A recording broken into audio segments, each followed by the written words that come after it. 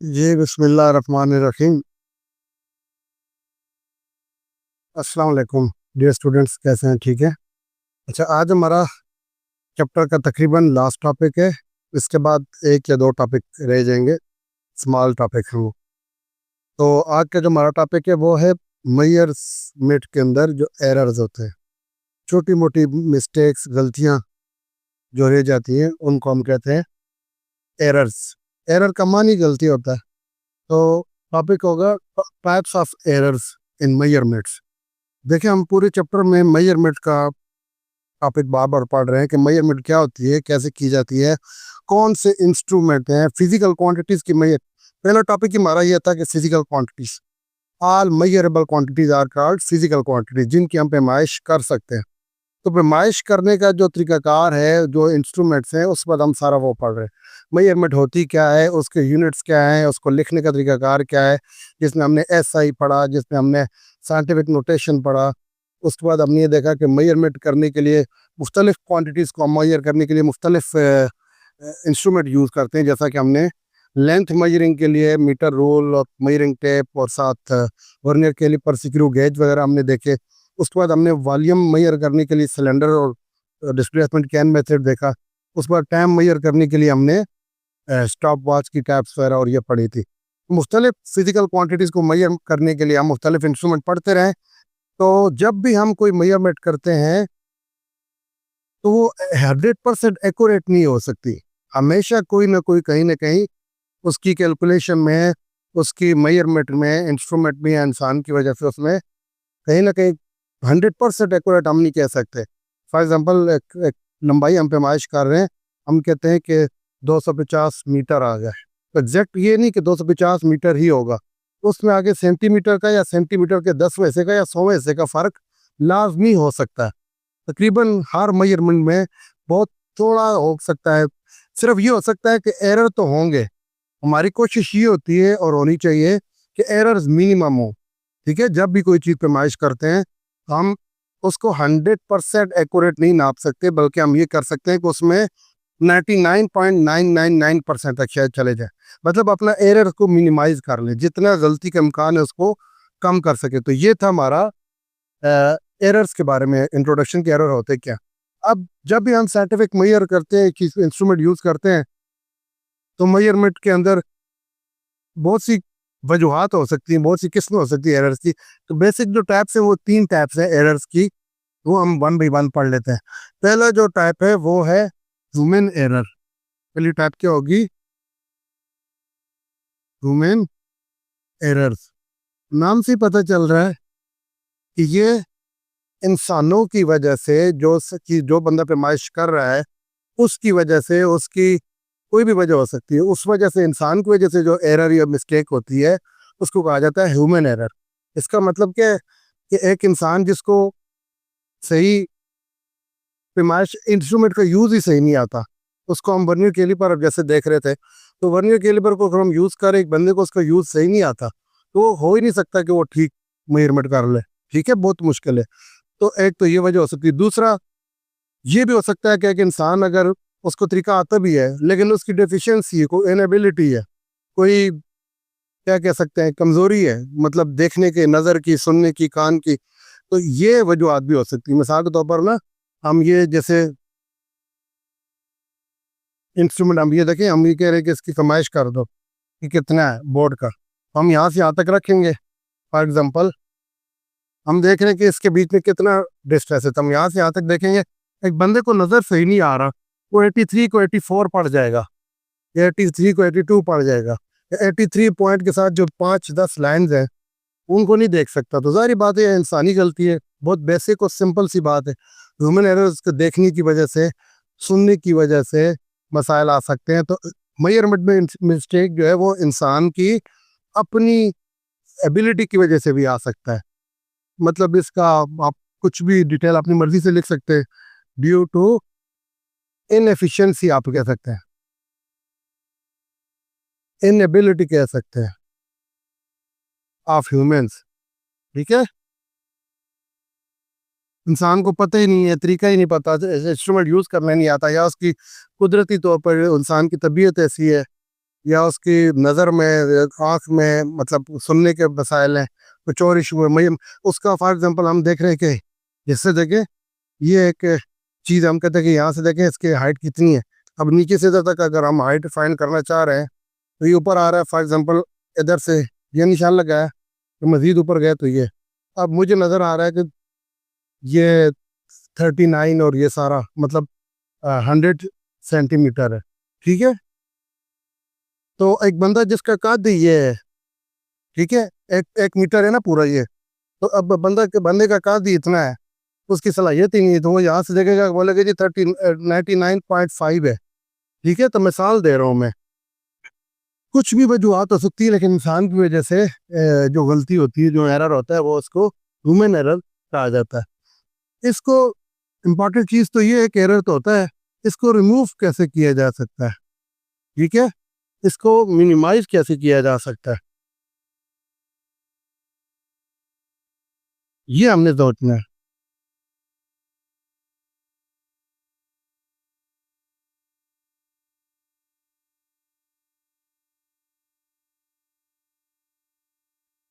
Reduce, हाँ ये लफ्ज मैं देख रहा था, हाउ टू रिड्यूस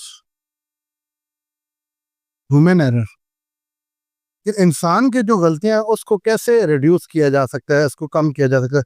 सिंपल इसकी हम ये कह सकते हैं कि उसको सिखाया जाए, ठीक है, ट्रेनिंग की जाए उसको, training, proper training of measurement, instrument की, मेजरमेंट की जो है, इंस्ट्रूमेंट मेजर करने के लिए जो यूज़ होते हैं उनकी ट्रेनिंग दी जाए, ठीक है। उसकी डेफिशिएंसीज को रिमूव किया जाए, उसकी अपनी जो कमजोरियां हैं, ठीक है, उसको रिमूव किया जाए, रिमूव द डेफिशिएंसीज, जो वो किसी भी सूरत में हो सकती हैं, मतलब फिजिकली हैं, मेंटली है, या बीमारी है कोई, या आँख का मसला है, मतलब ऐनक लगा लो, कुछ भी कर लो, तो उसको रिमूव कर दिया जाए। तो ये एक तरीकाकार है जिसके साथ हम जो है ना वो ह्यूमन एरर को कम कर सकते हैं, कि इसमें हम ये बता सकते हैं कि कैसे जो है ना इंस्ट्रूमेंट को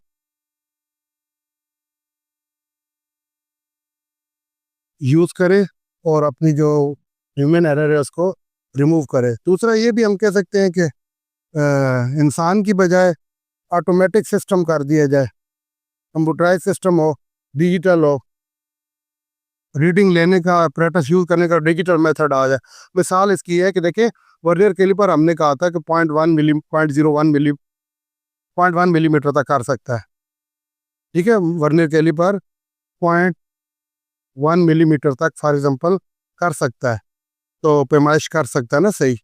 तो इंसान उसको जब भी कवर करेगा, उसकी पैमाइश करेगा, इंसान में दर इंसानी गलतियां हो सकती हैं, ये डिफिशियंसीज, तो उसका तरीका ये भी है कि आप वर्नियर कैलिपर ले लो डिजिटल, उसके अंदर मटेरियल जो भी अपडेट है उसको यूज़ करो, तो डिजिटल वर्नियर कैलिपर में गलती का इम्कान, ह्यूमन एरर कम हो जाएगा।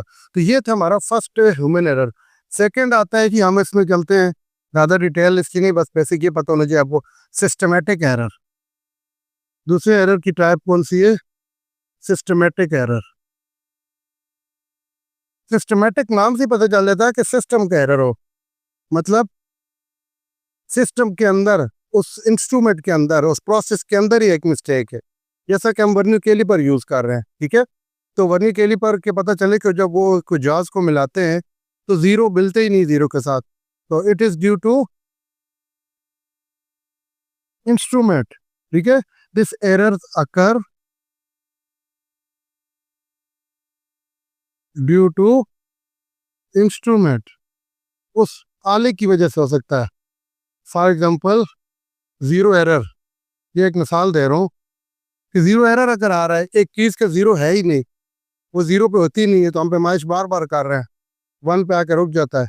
जैसे कि ये मिसाल देते हैं हम आपको कि हमारे पास ये एक मीटर रूल है, ठीक है, इसमें ठीक ठाक मसला है। देखिए इसमें 9 से पीछे है ही नहीं, पहले 8 इंच या 21 सेंटीमीटर कटा हुआ है।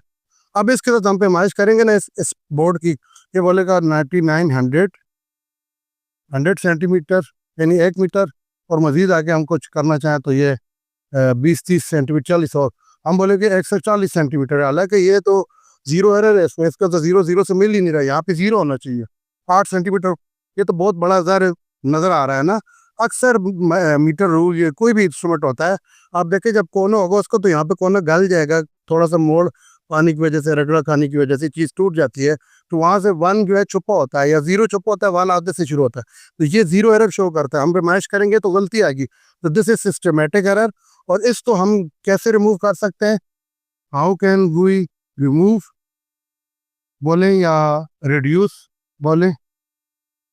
रिड्यूस कर सकते हैं, रिमूव तो नहीं कर सकते, ज़ाहिर है वो। रिड्यूस क्या होता है, इसको कैसे रिड्यूस करते हैं? इसको रीडिंग को कंपेयर करते हैं with the reading of accurate instrument. इसका हल यही है कि इंस्ट्रूमेंट को चेंज करो या दूसरे सही इंस्ट्रूमेंट के साथ उसको मिलाओ, तो पता चल जाएगा कि इसमें ये एरर आ रहा है। इसका यही तरीकाकार है। तो ये थे हमारे पास दो किस्म के एरर हमने पढ़ लिए। अब थर्ड वन जो है वो हम देखते हैं।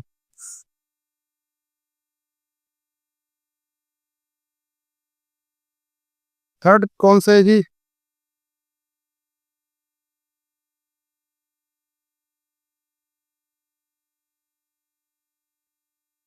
Random error.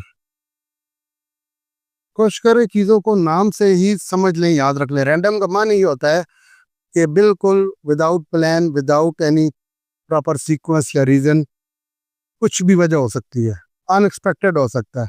मुख्तलिफ जो एक चीज़ एक जगह पैमाइश की, ठीक है, पता चला जो भी पैमाइश है दोबारा किसी और बंदे ने पैमाइश की तो गलत आ गई, या उसी बंदे ने दोबारा पैमाइश की तो कुछ और आ गई, हर दफ़ा डिफरेंट। इट गिव्स डिफरेंट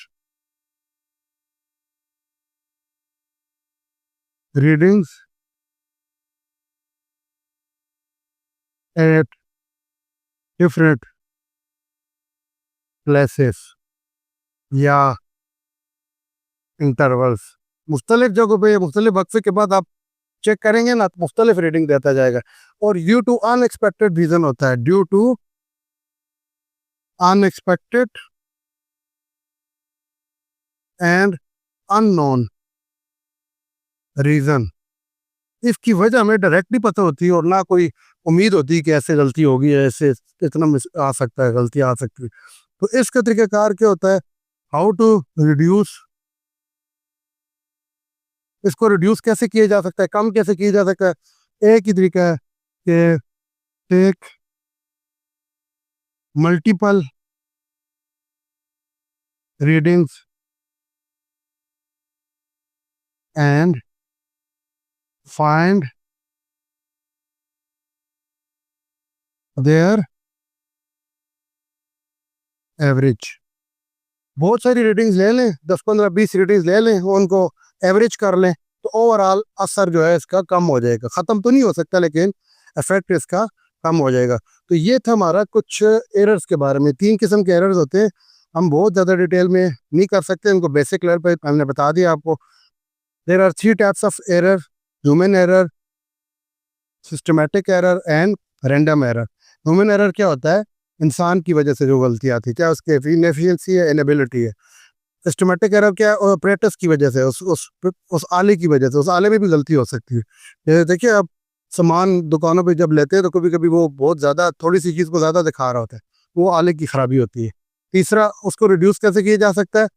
उसको एक अच्छे सही आले के साथ कंपेयर करके उसको रिमूव किया जा सकता है। इंसानी गलती को कैसे दूर किया जा सकता है? इंसानी गलती को दूर करने के लिए इंसान को ट्रेनिंग दी जाए, उसको प्रैक्टिस कराई जाए बार बार, और उसको इंस्ट्रूमेंट का सही तरीकाकार सही हैंडल करना सिखाया जाए। तीसरा है रैंडम एरर। ये अनएक्सपेक्टेड किसी भी वजह से हो सकता है, जैसा कि टेम्परेचर की वजह से, वोल्टेज की वजह से।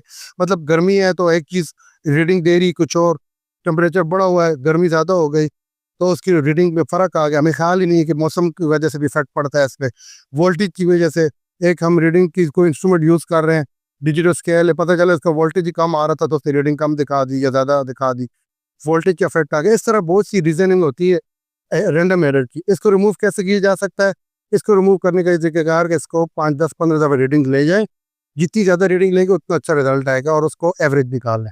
ये था हमारा टॉपिक अभी तक एरर्स के बारे में। जी, तो अभी हम बढ़ते हैं वॉल्यूम मेजरिंग इंस्ट्रूमेंट।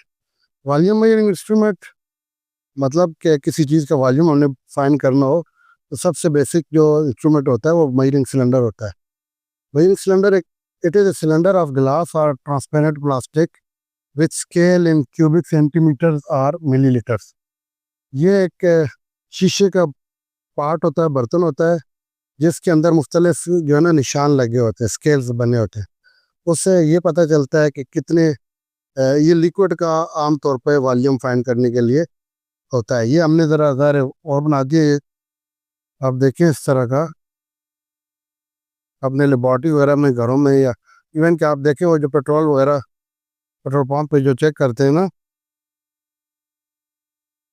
क्वालिटी या क्वांटिटी चेक करने के लिए पेट्रोल की, वो इस तरह का उनके पास एक सिलेंडर होता है जिसके ऊपर जो है ना स्केल लगे होते हैं, तो वो पैमाइश करते हैं कि 1 लीटर पूरा है या नहीं।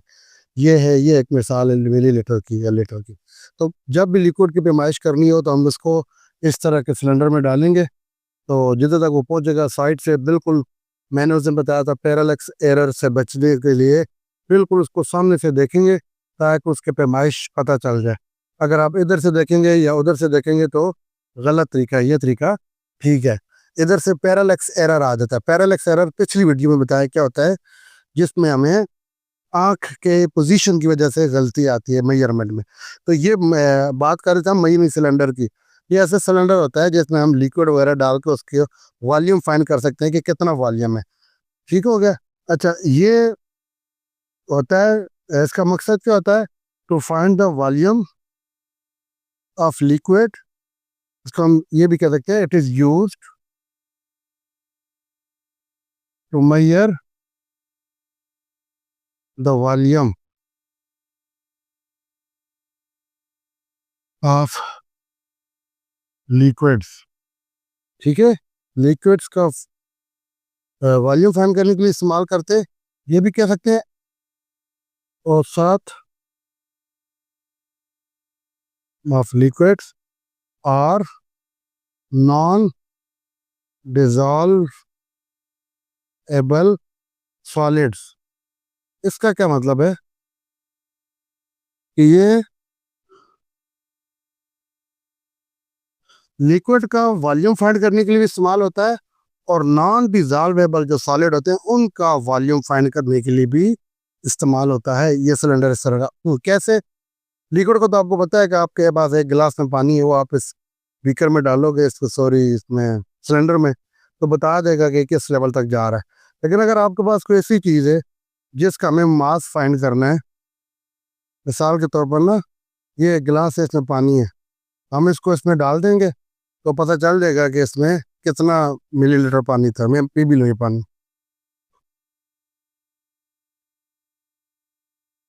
अच्छा, अब हमें अगर ये देखना हो कि कोई बॉडी है जो डिफरेंट, इसके खास इसकी जो है ना स्ट्रक्चर नहीं है, कोई बॉडीज का स्ट्रक्चर एग्जैक्ट नहीं होता, जो सही स्ट्रक्चर, सही साइज, लेंथ जिनकी सही होती है उनका तो वॉल्यूम हम निकाल सकते हैं फार्मूला लगा कर, लेकिन हर चीज़ का वॉल्यूम हम नहीं फाइंड कर सकते। मिसाल के तौर पर ये देखिए, ये एक ग्लास से ऐनक है। अब हमने चेक करना है इसका वॉल्यूम कितना होगा, सारा जिसमें वॉल्यूम घेरा हुआ है, तो कितना मुश्किल है। वैसे हम इसका वॉल्यूम कैसे फाइंड, लंबाई चौड़ाई ऊंचाई मोटा नहीं हम कर सकते इसका। लेकिन इसका एक तरीका है कि अगर हम सिलेंडर में एक क्वांटिटी भर दें लिक्विड की और उसकी पैमाइश कर लें। फॉर एग्जांपल पहले हमने इसमें लिक्विड भरा 30 था, बड़ा सिलेंडर, इस तरह का सिलेंडर है। फॉर एग्जांपल ये 5, 10, 20 जो भी आप उसको लेकर यहाँ पे आके पता चला ये 20 जो है ना वो 30 लेवल पे आया हुआ है, ये लिक्विड है, इसमें कुछ भी है। हमने जब इसमें एनट डाल दी, डबो दी, तो पता चला ये 50 को पहुंच गया। ठीक है, मिलीलीटर, ये जो भी यूनिट है, पहले 30 पे था, हमने पीस उसमें डाल दिया। जो भी सॉलिड है, नॉन डिजॉल्वेबल का मतलब है ऐसा मटेरियल ना हो कि इसमें हल होना शुरू हो जाए। अब आप मिसाल के तौर पर थोड़ा सा मटेरियल, मिट्टी या पत्थर या ऐसी नरम चीज़ ले लीजिए, उसमें आप वॉल्यूम बहुत जाकर उसमें हल ही हो जाए, वो गलत हो जाएगा सारा काम, रिएक्शन ना करे। ये अब ये है ना, हमने इसमें डाल दी, पहले 30 थे, इसमें डाला तो पता चला ये 50 को पहुंच गया। तो ये जो 20 सेंटीमीटर 20 मिली लीटर जो भी ऊपर बढ़ा है, तो इसका वॉल्यूम समझा जाएगा, इस एनक का वॉल्यूम। वैसे हम नहीं निकाल सकते। तो ये एक मेथड है वॉल्यूम मेजर करने के लिए मेजरिंग सिलेंडर से हम फाइंड करते हैं इसका लिक्विड का वॉल्यूम भी और सॉलिड का वॉल्यूम भी किसी हद तक हम फाइंड कर सकते हैं। तो ये था हमारा मेजरिंग सिलेंडर का टॉपिक। इसी के साथ एक मेजरिंग वॉल्यूम मेजर करने के लिए एक और टॉपिक भी साथ जुड़ा हुआ है जिसको कहते हैं डिस्प्लेसमेंट कैन मेथड। वो इतना मतलब कॉमन नहीं है लेकिन वो है सिंपल और इम्पोर्टेंट है कि डिस्प्लेसमेंट कैन मेथड है उससे हम किस चीज़ का ना सॉलिड का वॉल्यूम फाइंड कर सकते हैं। ठीक है, जैसा इसको कहते हैं डिस्प्लेसमेंट कैन मेथड। बहुत सिंपल है। सिंपल एक बर्तन है, ये ऐसा इसमें बर्तन होता है कि इसमें यहाँ पे ना पॉइंट बना होता है, खुला होता है, यहाँ पे निशान लगे होते हैं, मेजरमेंट हुई होती है सारी। आपके पास कोई ऐसा ऐसी चीज़ है जैसे बड़ी मोटी हैवी चीज़ जो आप बीकर में इसमें सॉलिड सिलेंडर में डाल सकते हैं, उसके लिए आप पर यूज कर सकते हैं। इसमें क्या कर पहले लिक्विड इसमें भर देते हैं, फुल इसको लिक्विड भरते हैं यहाँ पे, ज़रा जितने भी भरेंगे इधर से गिरता जाएगा लिक्विड, यहाँ से वापस आ रहा है लिक्विड नीचे गिर रहा है। तो इसको इतना कर दो कि लिक्विड कुछ ना कुछ गिरना शुरू हो जाए, फिर छोड़ दो, थोड़ी देर गुजरेगी तो लिक्विड खुद ब खुद इस लेवल पे आके स्टॉप हो जाएगा, ओवरफ्लो हो जाएगा ना। तो यहाँ से जो ओवरफ्लो है, हमने लिक्विड ऐसे भर दिए, चाहे इधर तक भी भर दिए, लेकिन वो आस्ता ओवरफ्लो करते करते करते आखिर में लिक्विड का लेवल ये बन जाएगा और यहाँ पे निशान लगा होता है। फॉर एग्जाम्पल यहाँ पे 50 है, कुछ भी अब यूनिट डिस्कस नहीं कर रहे, ठीक है। अब इसका ये जो ओवरफ्लो था ये स्टॉप हो गया और हमने इसको एक पोजीशन दे दी। अब कोई ऐसी बॉडी है जो कि डिफरेंट उसका मास है, मतलब बड़ी है, कोई बेतरतीब या बड़ी चीज़ है। अब ये इसका फॉर एग्जाम्पल एंटर नहीं हो रही। अब इसको अब जब इस पर डाल देंगे ना, इसमें अंदर ये स्टॉप वॉच है, ये तो बहुत छोटी है, मतलब ये बड़ी मिकदारों के लिए, बड़ी चीज़ों के लिए, जिसका मास बॉडी स्ट्रक्चर कुछ सेम ना हो, सही ना हो। इसको जब हम इसमें डालेंगे तो आपको पता है कि ये इसमें डालते ही ना, ये लिक्विड वाटर है जो भी है, इसमें कोई चीज़ मटीरियल डाल दी आपने इसमें धागे से बांध के, जो ही वो आपने पत्थर या वो चीज़ इसमें डाली, पानी का या उस मटीरियल का लेवल ऊपर होना शुरू हो गया। जो ही ये इसको डालने से पहले आपने इधर एक मेजरिंग सिलेंडर रख देना है, इस तरह का सिलेंडर, वो खाली होगा। जीरो करने के बाद वो खाली सिलेंडर इधर रख लेंगे तो क्या होगा, ये पत्थर इसके अंदर डालने से पानी फिर ऊपर चलेगा और यहाँ से ओवरफ्लो शुरू हो जाएगा। तो पता चलेगा पत्थर डालने के बाद पानी आस्ता आस्ता आस्ता फिर जीरो हो गया, इधर से पानी ऊपर गया ना, या लिक्विड जो भी है, जब इसको ये दोबारा ओवरफ्लो करते करते इस लेवल में पहुंचेगा तो ये इधर हम ज़ाहिर ओवरफ्लो बंद हो जाएगा, तो ये लिक्विड इधर तक भर जाएगा।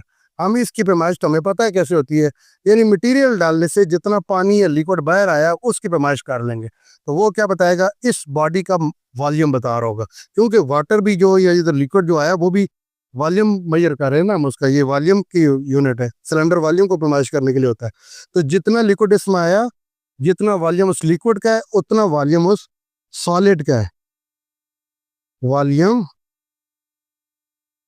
Of solid will equal to liquid volume of liquid ना, दोबारा सही लिख लेते हैं, वॉल्यूम ऑफ इर्रेगुलर सॉलिड, जो बेतरतीबा सॉलिड जो हमने इसमें डाल दिया था, will be equal to the volume of overflow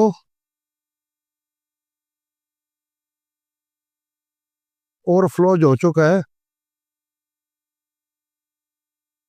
liquid, जितना ओवरफ्लो लिक्विड इधर आया है उसका जो वॉल्यूम है वो इसका। इस सारे प्रोसेस को आप अपनी जुबान में, उर्दू इंग्लिश जो भी है उसमें लिख सकते हैं। ये प्रोसेस या मेथड का नाम है डिस्प्लेसमेंट कैन मेथड। तो ये मैं ज़्यादा ये जो बोल रहा हूँ आपको लिखी नहीं, क्योंकि लिखते जाओ तो फिर टाइम और जगह स्पेस नहीं रहती। तो हम इसमें कहेंगे कि एक ऐसा हम बड़ा सिलेंडर लेते हैं या बर्तन लेते हैं जिसकी पहले से मेजरमेंट हुई होती है, वो उसके यहाँ पे सुराख होता है, ओवरफ्लो होता है। जो ही ओवरफ्लो ख़त्म होता है तो एक लेवल पे हम उसकी मेजरमेंट लिखी होती है कि इतना इसमें लिक्विड है अभी। तो जब उसमें आप इरेगुलर सॉलिड डालते हैं, कोई चीज़ डालते हैं, तो वो जो ओवरफ्लो उस सॉलिड की वजह से पानी है वो चीज़ एक्स्ट्रा बाहर निकलेगी, उसको मेजर कर लेते हैं। तो जितना पानी लिक्विड बाहर आया वही उस सॉलिड का वॉल्यूम होगा। तो ये था कि हमारा topic displacement can measure, displacement can method